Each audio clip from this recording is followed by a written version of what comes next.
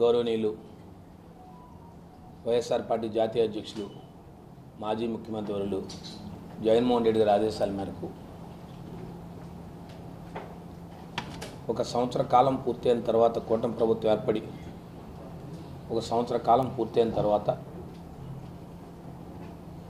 మరి ఎన్నికల్లో అనేక హామీలు ఇచ్చి ఆ హామీల్ని ఒక్కసారి ప్రజల దగ్గరికి వెళ్ళి వారి ఇచ్చిన హామీల్ని గుర్తు చేస్తూ ఒక జిల్లా స్థాయి నుంచి ఒక కార్యక్రమం చేపట్టడం జరిగింది. మరి వైఎస్ఆర్ పార్టీ నాయకులు కార్యకర్తలు గౌరవనీయులు పెద్దలు మరి శాసనమండలి సభ్యులు మరి శాసనమండలి ప్రతిపక్ష నేత అయినటువంటి బొత్స సత్యనారాయణ గారి నాయకత్వంలో మరి విజయనగరం జిల్లాలో జిల్లా స్థాయిలో ఒక సమావేశం ఏర్పాటు చేసుకున్నాం. జిల్లాలో ఉన్న అన్ని శాసనసభ నియోజకవర్గాల ఇన్ఛార్జీలతోని వైఎస్ఆర్ పార్టీ నాయకులు కార్యకర్తలు అందరితో ఆ సమావేశాన్ని ఏర్పాటు చేసుకున్నాం. పెద్ద ఎత్తున వైఎస్ఆర్ పార్టీ నాయకులు కార్యకర్తలు అందరూ కూడా పాల్గొని ఆ కార్యక్రమాన్ని దిగ్విజయం చేసే విధంగా ఒక దిశానిర్దేశంతో కార్యక్రమం మళ్ళీ దాన్ని నియోజక స్థాయిలో సమావేశాలు ఏర్పాటు చేసుకున్నాం. ముఖ్యంగా విజయనగరం జిల్లాలో 7 అసెంబ్లీ నియోజకవర్గాల్లో కూడా పెద్ద ఎత్తున వైఎస్ఆర్ పార్టీ నాయకులు కార్యకర్తలు అందరూ కూడా పాల్గొని ఆ కార్యక్రమం కూడా విజయవంతం చేస్తూ మరి అక్కడ నుంచి మండల స్థాయిలో కూడా నియోజకవర్గ స్థాయిలో మండల స్థాయిలో కూడా ఏర్పాటు చేయాలని చెప్పి మండల స్థాయిలో కూడా ఏర్పాటు చేసుకున్నాం. ఇక కొన్ని నియోజకవర్గాలు ఇప్పటికే ప్రజల దగ్గరికి కూడా వెళ్ళి గ్రామాలకు వెళ్ళి ప్రజలకి ఏదైతే వైఎస్ఆర్ పార్టీ జగన్మోహన్ రెడ్డి గారు పిలిపించిన నేపథ్యంలో ప్రతి ఒక్క వారిచ్చిన మేనిఫెస్టోని గుర్తు చేస్తూ ఒక సంవత్సర కాలం పూర్తయి సుమారుగా 13-14 నెలల కాలం పూర్తయింది. ఈ 14 నెలల కాలంగా ఏదైతే మీకు హామీలు ఇచ్చి హామీలను అమలుపరచాలని చెప్పి ప్రజల తరపున ఏదైతే పేదవాడు సంక్షేమం తీసుకుంటున్న సంక్షేమదారులందరి తరపున ప్రజల దగ్గరికి వెళ్ళి ప్రజలకు ఒకసారి గుర్తు చేస్తూ ఈ ప్రభుత్వం మీద ఒత్తిడి తీసుకురావాలి అనే ఒక ఆలోచనతో ఇప్పటికే ఆ కార్యక్రమాన్ని మొదలుపెట్టాం. ఇప్పటికే ఆ కార్యక్రమం చాలా దిగ్విజయంగా మొదలు పెడతా ఉంది. అయితే మీ ద్వారా ఈ జిల్లా ప్రజలందరికీ కూడా తెలియజేయాలని మేము ప్రభుత్వానికి తెలియజేయవలసింది ఏంటంటే ఈ కూటమి ప్రభుత్వం ఏర్పడి సుమారు 14 నెలలు కావస్తూ ఉంది. 13 నెలలు కాదు 14 నెలల్లోకి వెళ్ళిపోతున్నాం. పెద్ద ఎత్తున ప్రజలు వ్యతిరేకత చూపిస్తూ ఉన్నారు ఈ కూటమి ప్రభుత్వం మీద. ఎక్కడికి వెళ్ళినా పెద్ద ఎత్తున ప్రజల నుంచి స్పందన వస్తూ ఉంది.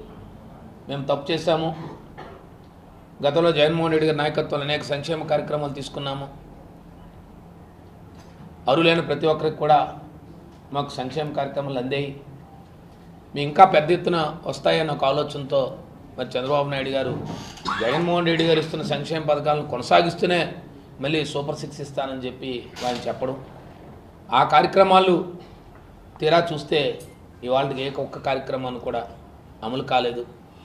ఓ పక్క పెన్షన్దారులు 60 సంవత్సరాలు నిండిన పెన్షన్దారులు పెన్షన్ కోసం ఎదురు చూస్తూ ఉన్నారు. ఓ పక్క పెద్ద ఎత్తున పెన్షన్దారులు మమ్మల్ని అనేక రకాలుగా సదరమని చెప్పి మళ్ళీ రీవెరిఫికేషన్కి రండి అని చెప్పి ఓ పక్క ఎవరైతే డిజేబుల్డ్ పెన్షన్ తీసుకుంటున్నారో మెడికల్ పెన్షన్ తీసుకుంటున్నారో వారు గ్రామాల్లో ఆందోళన చెందుతూ ఉన్నారు. కొత్తగా ఉన్న ఎవరైనా డిజేబుల్డ్ పెన్షన్స్ వస్తాయంటే ఆన్లైన్ చేస్తే ఎక్కడ కొత్తగా వచ్చే పెన్షన్స్ లేవు. లేదు 60 సంవత్సరాలు నిండిన వృద్ధాప్య పెన్షన్లు ఎదురు చూస్తూ ఉన్నారు, మాకు 60 సంవత్సరాలు నిండాయి, మాకు పెన్షన్ ఈ ప్రభుత్వం ఆదుకుంటుందని చూస్తూ ఉన్నాం, వాళ్ళకి ఎదురు చూస్తూ ఉన్నారు. లేదు అకాలం మరణం చెందిన భర్తలు, నా కుటుంబాన్ని పోషించిన భర్తలు, నా భర్త ఇవాళ నా కుటుంబం పెద్ద దిక్కు పోయిందే, నాకు కనీసం ప్రభుత్వం ఆదుకుంటుందో ఒక వితంతు పెన్షన్ ఇచ్చి చూస్తాను, వితంతు పెన్షన్ ఇచ్చే వితంతువులు ఎదురు చూస్తాను, వీళ్ళందరూ కూడా ఎక్కడ ఒక కొత్త పెన్షన్ ఇచ్చే పరిస్థితి లేదు. ఈ ప్రభుత్వం పెద్ద ఎత్తున గొప్పగా చెప్పుకునే గతంలో కూడా చెప్పాను, మేమేదో గతంలో బ్యాక్లాగులు అన్నీ కూడా స్పోర్ట్స్ పెన్షన్ ఇస్తామని చెప్పారు, అది ఇంప్లిమెంట్ కాలేదు. సూపర్ 6 సంబంధించి ఏ కార్యక్రమాలు కాకపోయేసరికి పెద్ద ఎత్తున ఉద్యోగం లేదని, ఉద్యోగాలు లేదు 20 లక్షల ఉద్యోగాలు ఇస్తామని చెప్పి ఒక పెద్ద ఎత్తున మీరు చెప్పారు, దాంట్లో ఎక్కడ ఉద్యోగాలు లేవు. ఇప్పటికొచ్చి ఒక కంపెనీ కూడా ఎక్కడెక్కడ స్థాపించే పరిస్థితులు అక్కడ కనపడలేదు. విశాఖ జిల్లాను తీసుకుంటే ఉత్తరాంధ్ర ప్రాంతంలో లేదు, మాకు వచ్చి నిరుద్యోగ వృత్తి ఇస్తామన్నారే అని ఎక్కడ ఒక నిరుద్యోగ వృత్తి ఇచ్చే పరిస్థితి లేదు. 50,000 నిండి వాళ్ళకే పెన్షన్ అన్నారు, అది లేదు. ఇంకా ఏదో ఆడవాళ్ళకి ఉచిత బస్సు అన్నారు, ఇంక రేపు ఆగస్టు 15 నుంచి మొదలు పెడతా ఉన్నారు. ఆ బస్సు చూస్తూ ఉంటే మీరు వచ్చి విజయనగరం వేదికగానే ఆ రోజు పెద్ద ఎత్తున మీ తనయుడు లోకేష్ గారి పాదయాత్ర ముగింపు సందర్భంలో మీరు పెద్ద ఎత్తున చెప్పారు. ఆ రోజు ఈ రాష్ట్రంలో మహిళలు ఎక్కడ కావాలంటే అక్కడ తిరగచ్చు, ఏ పుణ్యక్షేత్రాలు కావాలన్నా, మీకు కావాల్సిన కుటుంబాలు కావాలన్నా, మీ బంధువుల దగ్గరికి వెళ్ళాలని అంటే ఇప్పుడు దానికి వచ్చి జిల్లా ఆంక్షలు పెట్టారు. జిల్లా అంటున్నారు, జిల్లా వరకే పరిమితం అంటున్నారు. ఎన్నికల్లో చూస్తే ఆ మాటలు చెప్పారు.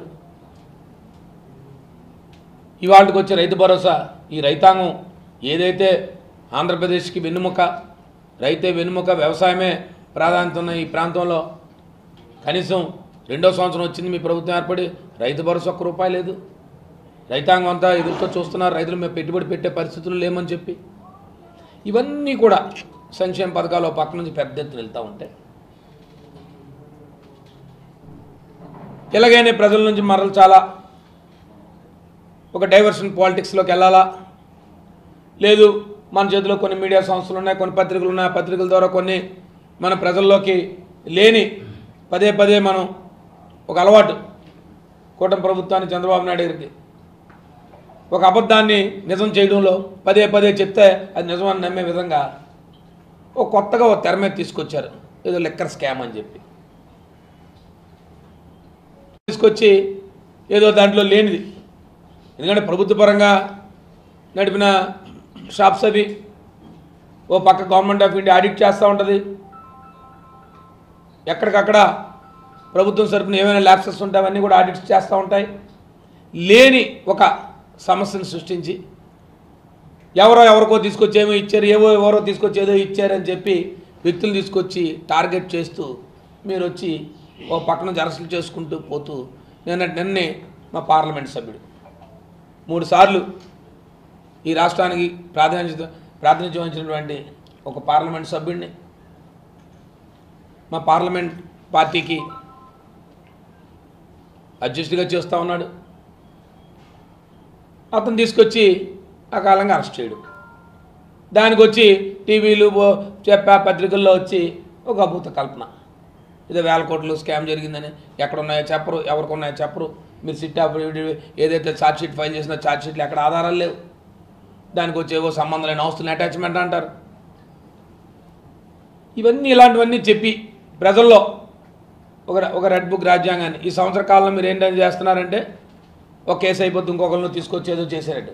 మీకు ప్రభుత్వం ఏర్పడి మీరు అనేక సంక్షేమ కార్యక్రమాలు అనేక హామీలు ఇచ్చి ఈ ప్రాంతాలను అభివృద్ధి చేస్తామని చెప్పి అది పక్కన పెట్టి ఆ కార్యక్రమాలు చేయలేక ఓ పక్క నుంచి ప్రజల నుంచి తీవ్ర వ్యతిరేకత వ్యక్తపరుస్తూ ప్రజలు పక్క నుంచి తీవ్ర వ్యతిరేకత కనబడతా ఉంటే మీరు దాన్ని మరల్చడానికి చేసే కార్యక్రమాలు ఇవి. దీన్ని పూర్తిగా ఖండిస్తూ ఉన్నాం. మిథున్ రెడ్డి గారి అరెస్ట్ని ఎక్కడా కూడా ఆధారాలు లేని కేసుని తీసుకొచ్చి ఆధారాలు అని చెప్తారు. ఆయన పార్లమెంట్ సభ్యుడు, రాష్ట్రంలో జరిగే విషయాలకి ఆయనకి ఏం భాగస్వామ్యం ఉంటుంది? ఎవరినో తీసుకొచ్చి మిథున్ రెడ్డి గారికి వచ్చేసామండి, లేకపోతే ఎక్స్కి ఇచ్చేసామండి, వైకి చేసామని చెప్పి ఆయనకి ఏం సంబంధం? ఆయన పార్లమెంట్ సభ్యుడు. పార్లమెంట్ సభ్యుడికి ఈ రాష్ట్రంలో జరుగుతున్న విషయాల మీద, ఈ రాష్ట్రంలో జరుగుతున్న పరిస్థితుల మీద ఏమేమి ఉంటుంది బాధ్యత? అంటే ఏదోలాగా ప్రజల నుంచి మరల్చడానికి మీరు ఏదో సుపరిపాలన తోలడుగు అన్నారు. మీ సుపరిపాలన తోలడుగు ఎలా జరుగుతుందో మీకు తెలుసు కదా. వెళ్తున్నారు, ఓ 3 ఇళ్ళు ఎత్తుక్కుంటున్నారు, చుట్టుముట్టేస్తున్నారు, ఓ ఫోటో తీసేస్తున్నారు, వెళ్ళిపోతున్నారు. ఒకవేళ కనీసం వాళ్ళ దగ్గరికి వెళ్ళి ఏమమ్మా ఇగో మీ పథకాలు ఇన్ని హామీ ఇచ్చాం, ఇగో ఆ పథకాలు నీకు వస్తాయని చెప్పి అడగండి. ఒక్క వీడియో క్లిప్ చూపించండి. నీ ఇంట్లో అందరికి పెన్షన్ వచ్చిందా? మీ ఇంట్లో 50 సంవత్సరాలు నిండి వాళ్ళు పెన్షన్ వచ్చిందా? మీ ఇంట్లో చదువుకున్న పిల్లవాడు నిరుద్యోగ వృత్తి వచ్చిందా? లేదు మీ పిల్లవాడికి ఉద్యోగం వచ్చిందా? లేదు మీ ఇంట్లో ఉన్న తల్లికి వందనం మీ ఇంట్లో ఉన్న వాళ్ళందరికీ వచ్చిందా? లేదు 15,000 రూపాయలు పడిందా? లేదు కొంతమంది 9,000 రూపాయలు పడింది, కొంతమంది 10,000 రూపాయలు పడతా ఉంది. ఎక్కడా కూడా ఓ పక్కన పత్రికల్లో వస్తున్నాయి, ఓ పక్కన గ్రీవెన్స్కి వస్తుంది. రోజు పత్రికలు మీడియాలో గ్రీవెన్స్, మీరు అందరూ పత్రికా సోదరులు అందరూ ఉన్నారు. ఓ పక్క లబ్ధిదారులు రోజు వస్తున్నారు. నిన్న ఒక స్కూల్ నుంచి వచ్చారు రాజాంలో. ఆ స్కూల్లో ఉన్న 205 మంది పిల్లలకి 5 తప్ప 200 మందికి రాలేదు. 200 మందికి ఒకటే షెడ్యూల్ చూపిస్తుంది, మీకు ఆన్లైన్లో 4 వేల స్కోర్ ఉందని చెప్పి.